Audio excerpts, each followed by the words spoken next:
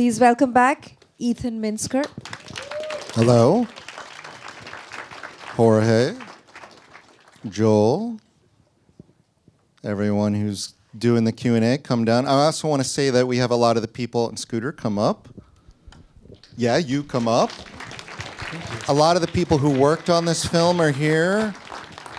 Jeremy and Shane, and Dave is over there. He did the sound mix. Shane helped me film, and Jeremy was the amazing color correction that made this look like a bigger budget than it actually was. So thank you to them. And also in the audience, we have Hitomi, who did music for the film and also was part of the painting, and James and Ted, and mostly everybody in the majority of the people who are in the film are actually here. We'll just wait for Joel for a minute. And Joel is coming. So yeah, if you hated this film, don't tell anybody. But if you liked this film, let people know, spread the word. These, again, only exist with word of mouth. This is definitely... Hurry it up, Joel. No, don't rush him. The last thing I want him is to be rushed. He needs help getting up here, too. Okay. Thank you. Sorry. But we can start with questions. So I'll keep this very short so that I'm sure lots of people in the audience will have questions. You know the first scene where he says his method is whatever comes to him automatically, he doesn't think it, and I was like, oh boy, that's difficult for a filmmaker. That's how I make films.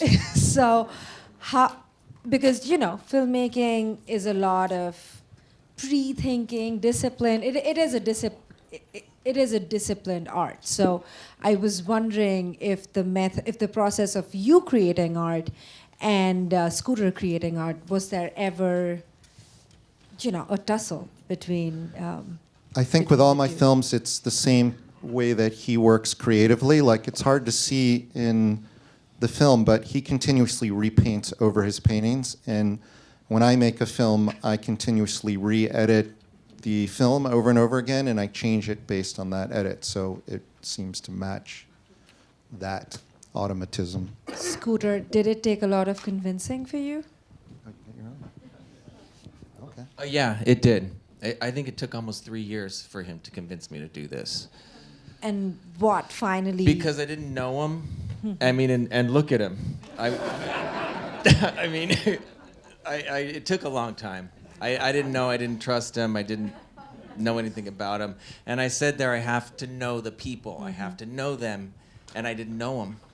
And then he kept coming around and coming around. And then I fell in love with him, and he has a heart of gold, and then I said, let's do it. And then I just went for it. And with the convincing and the filming and then the editing, it's close to 10 years. Oh, wow. So, it's been a minute. It's been a minute for sure. Well, I'm glad it made done and it's here with us today. And we're still filming.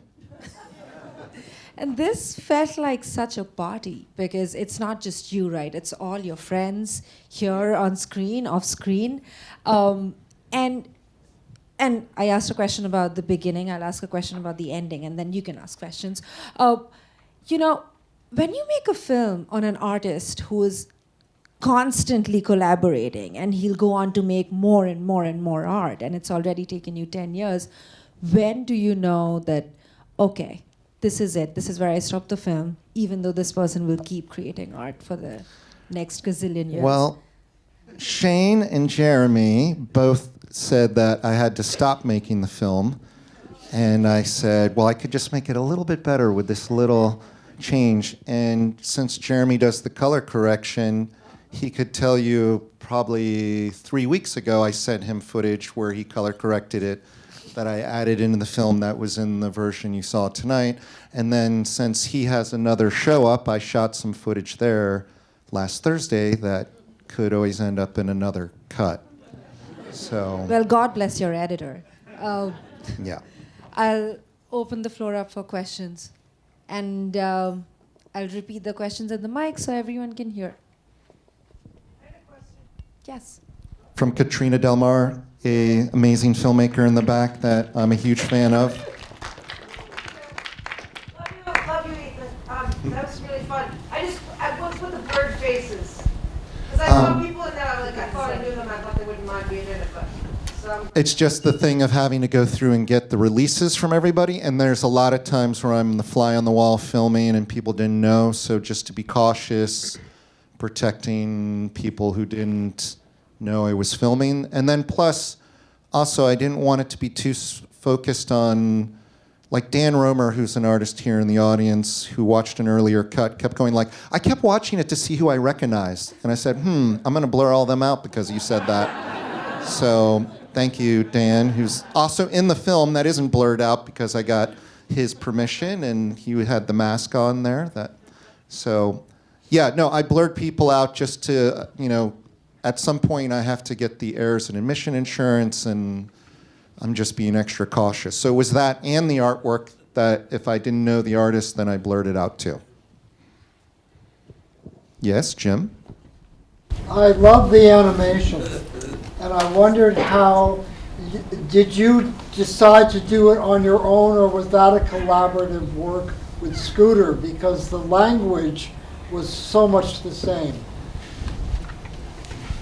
In all the films I make, I have a lot of animation already. That's kind of stylistically with my visual art. I wanted to pair and match what I do as an artist, which, by the way, I have art cards. So if anybody wants a card, I have these here.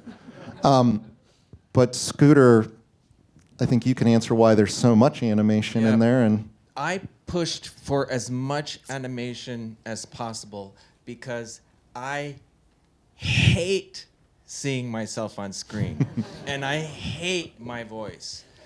So I said, do as much as you can and do as little of me as possible, because I wanted it to be interesting for me, because I am so sick of myself, and I wanted to see other work and other people like Helixx, Jorge, Gazelle, and Joel.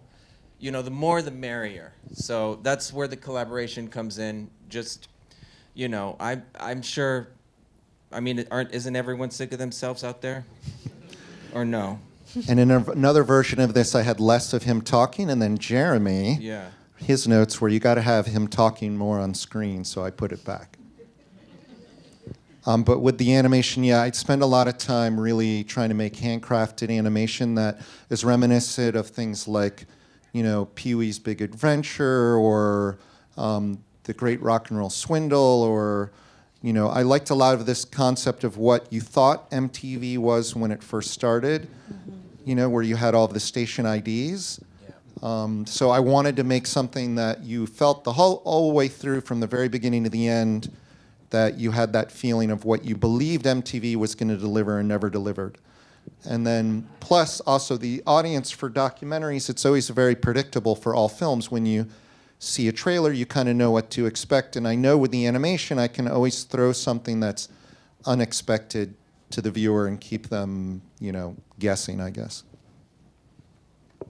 Scooter, did you like the film? I did. Okay. I thought he did a very good job. All right. He Cool. had to I approve was it. nervous for a second when you're like, I hate looking at myself on the No, screen. I did. And I was sitting right next to you. I'm like, oh, jeez. I enjoyed it. I thought it was really entertaining. More questions? Yes. I love the film. He's in it. My question is, why so much Joe Reyna music and not more disco? When I think of Scooter, I don't think of drowning Reyna music. I like disco. Is Phil Moffat here? There's one of the musicians I thought was here, Phil Moffat. Yeah, I think Oh, he's up that there, yeah. at the back. So he had the very the music that's very beautiful, where it's like I don't know how you call that, like ethereal and stuff like that. So it's not all Joe Reyna. Joe Reyna is a musician that I met in Texas, and I really love his work.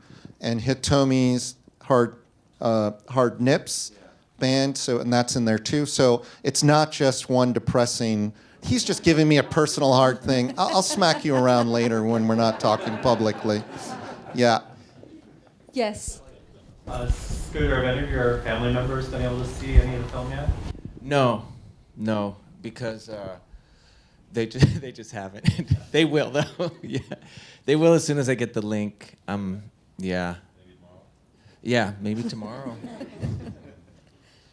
So, I mean, my dad doesn't have a TV or a computer. No. Yes. Given that Scooter didn't want to do the film, and that you didn't even know him and whether he would make an interesting subject even personally, why pursue him and this film the way that you did? Well, James Rubio, who's sitting right next to you, would continuously be like, oh, this guy, Scooter, you got to check out his artwork, like always wearing his clothing and really pushing him on me.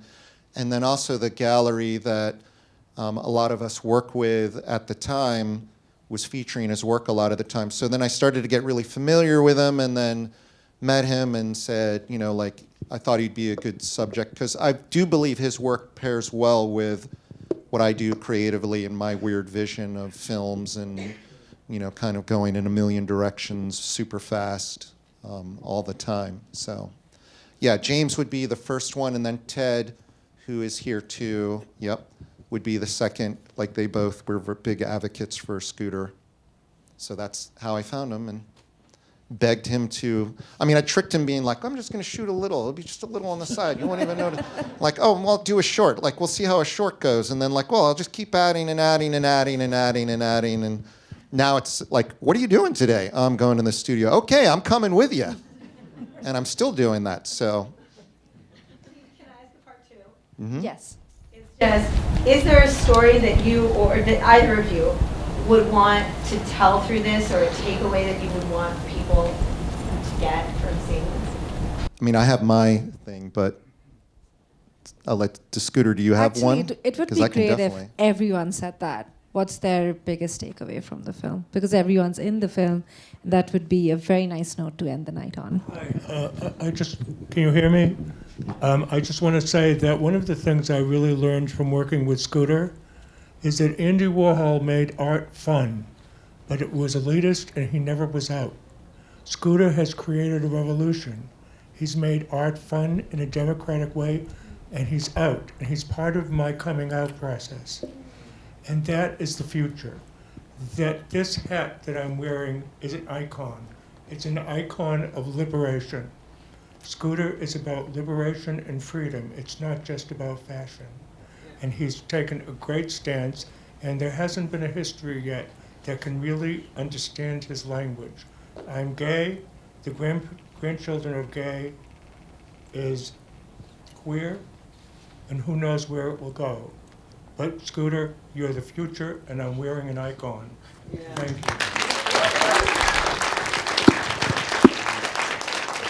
No, what's your biggest takeaway from the film? I think I consider Scooter a family, and throughout all these 12, almost 14 years of friendship, he has become somebody that, as an artist, he's really brave, and he's not afraid to be who he is, to send a message about his gayness, about his porn, about everything that he's experienced at the moment.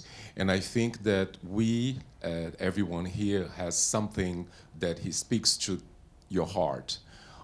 I see you wearing a shirt, I see you wearing something that his, so we all identified with him. It doesn't matter what it is, but we're all here for him.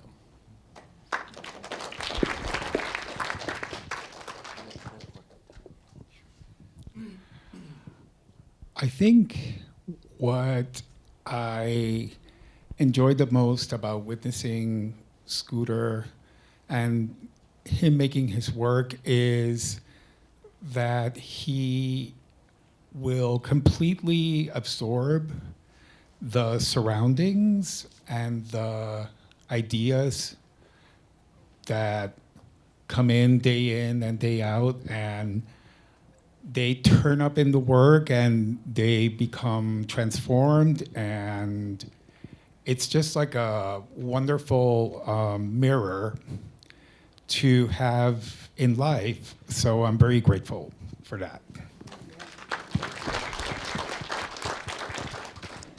So, wow.